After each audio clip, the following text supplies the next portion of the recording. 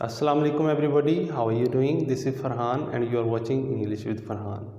Viewers, पिछली video में हमने एक ट्रिक के साथ सारे पैसे वॉइस करना सीखे थे।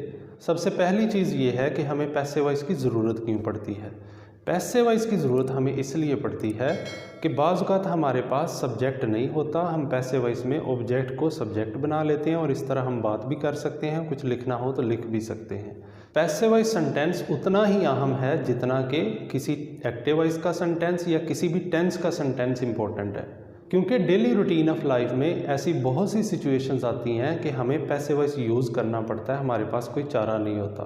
तो अगर हमें पैसिव वॉइस आते हैं तो हम आसानी से कोई भी सेंटेंस बना सकते हैं। एक व्यूअर ने भी मुझसे पूछा था कि सर, अगर हमने उर्दू में पैसिव वॉइस की पहचान देखनी हो तो हमें कैसे पता चलेगा कि ये सेंटेंस एक्टिव वॉइस का है, ये पैसिव वॉइस का है। उसकी मैं आसान सी एक एग्ज़ाम्पल दे देता हूँ। जैसे हम अखबार पढ़ते हैं तो हम कहें अखबार हमसे पढ़ा जाता है।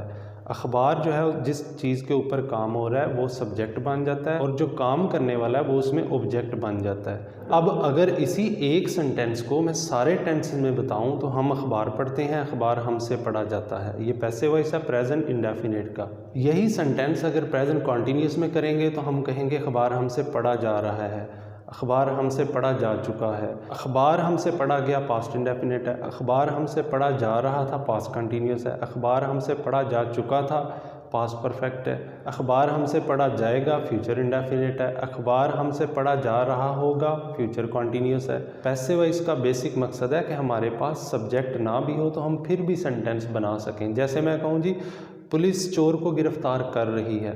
इस सेंटेंस में से अगर पुलिस को हटा दिया जाए तो हम सेंटेंस नहीं बना सकते जब तक हमें पैसिव वॉइस नहीं आएंगे।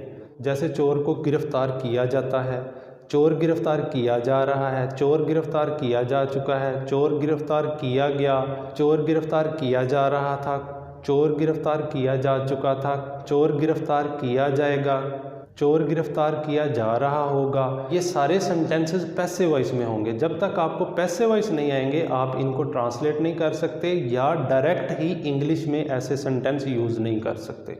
अब यहाँ पे मैंने दो सेंटेंसेस लिखे हुए हैं। The thief was caught.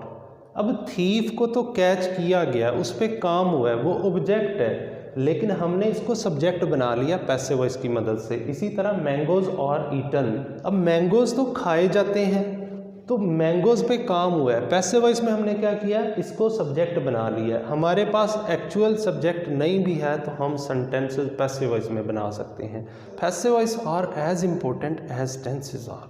पिछली वीडियो में मैंने वो एक ट्रिक बताया था बी फॉर्म ऑफ वर्ब का, जिसकी मदद से हम सारे एक्टिव वॉइस को पैसिव वॉइस में चेंज कर सकते हैं।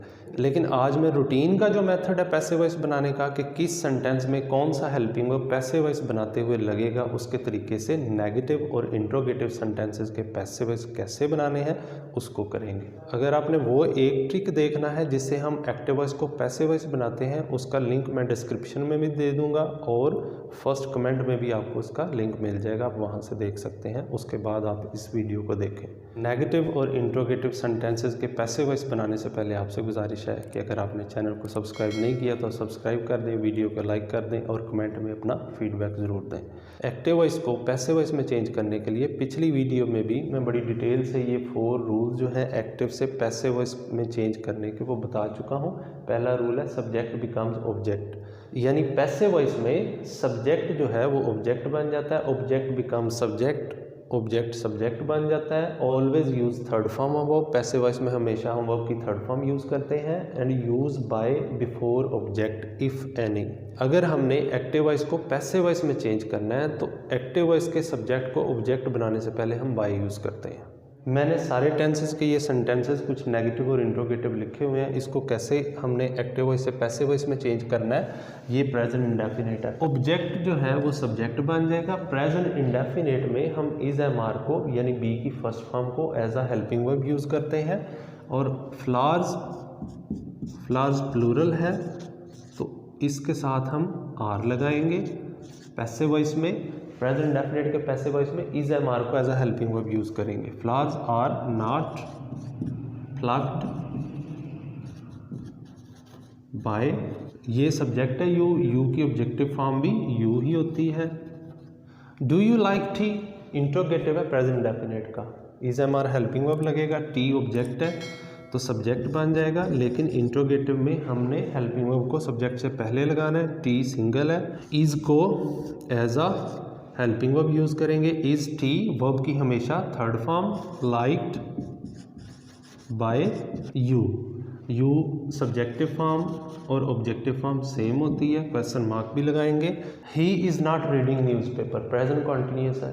पिछली वीडियो में मैं जो ट्रिक था, अगर उसके मुताबिक सारे एक्टिव वॉइस के पैसिव वॉइस बनाए तो हम इस तरह करते हैं, जो भी वर्ब की मेन फॉर्म किसी भी सेंटेंस में लगी हुई है उसकी थर्ड फॉर्म लगाने से पहले वही बी की फॉर्म हम लगाते हैं। तो अगर हम इसको देखें कि ये रीडिंग है तो इसमें बी की आईएनजी फॉर्म बीइंग आएगी।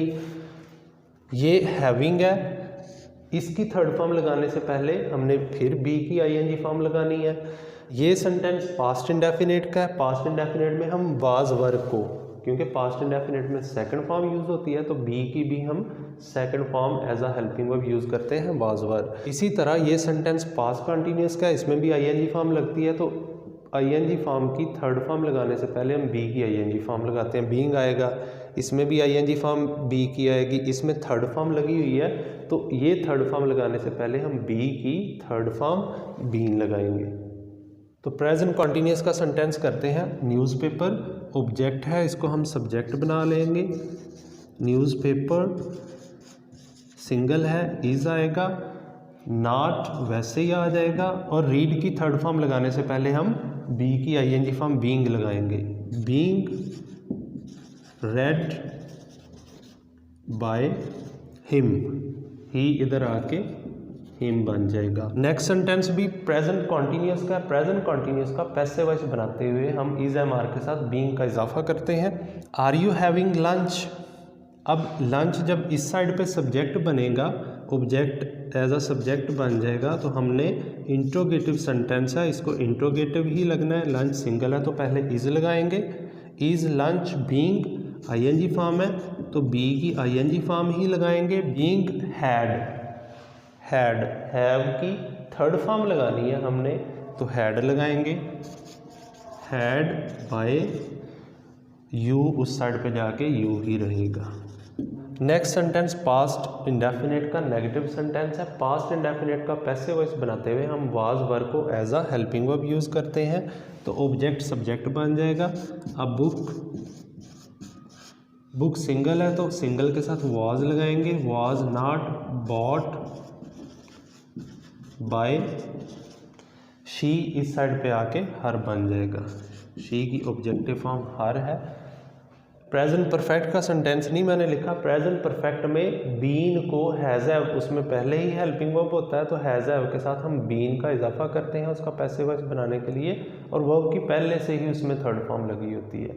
तो अब हम नेक्स्ट सेंटेंस को देखते हैं। ये भी पास्ट इंडेफिनिट का है। पास्ट इंडेफिनिट में was were as a helping verb आएगा। इंग्लिश ऑब्जेक्ट है, सब्जेक्ट बन जाएगा, लेकिन इंट्रोगेटिव सेंटेंस में हमने हेल्पिंग वर्ब को सब्जेक्ट से पहले लगाना है तो was English learned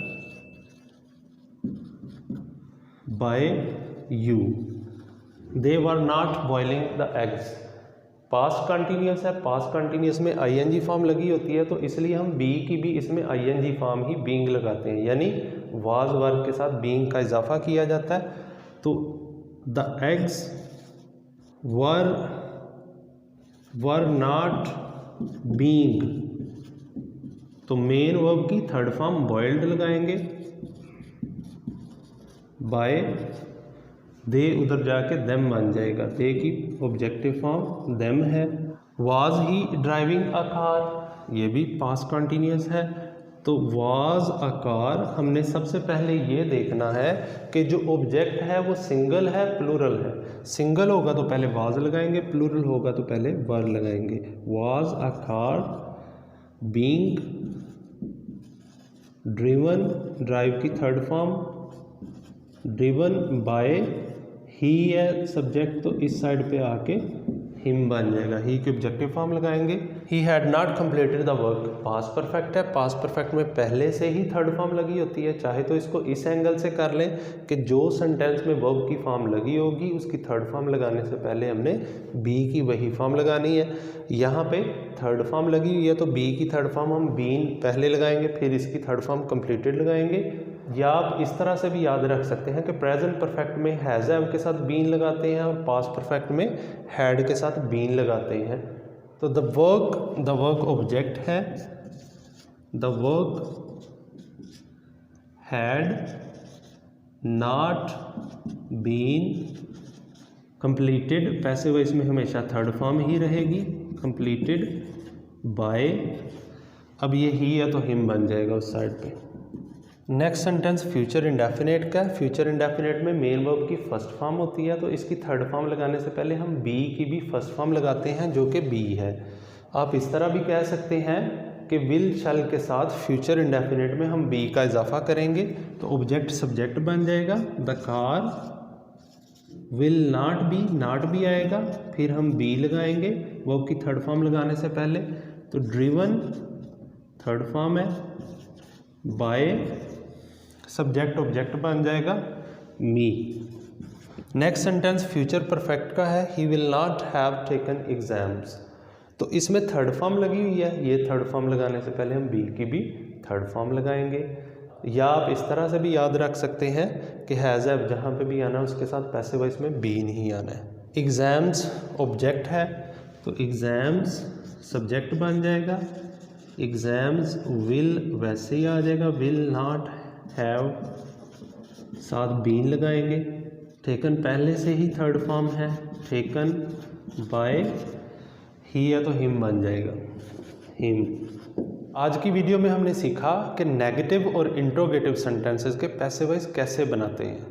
next video में हम हु वाले सेंटेंसेस का पैसिव वॉइस कैसे बनाते हैं और इम्पेरेटिव सेंटेंस का पैसिव वॉइस कैसे बनाते हैं, मॉडल वर्ब्स का पैसिव वॉइस कैसे बनाते हैं और बहुत से ऐसे सेंटेंसेस जिनका रूटीन में पैसिव वॉइस यूज़ नहीं होता, आमतौर पे हम नहीं देखते, डिफरेंट और यूनिक किस्म के पैसिव वॉइस होंगे, उनको भी करेंगे। उस वीडियो को लाजमी देखें। This is all what I have today. Keep watching English with Farhan. Thank you.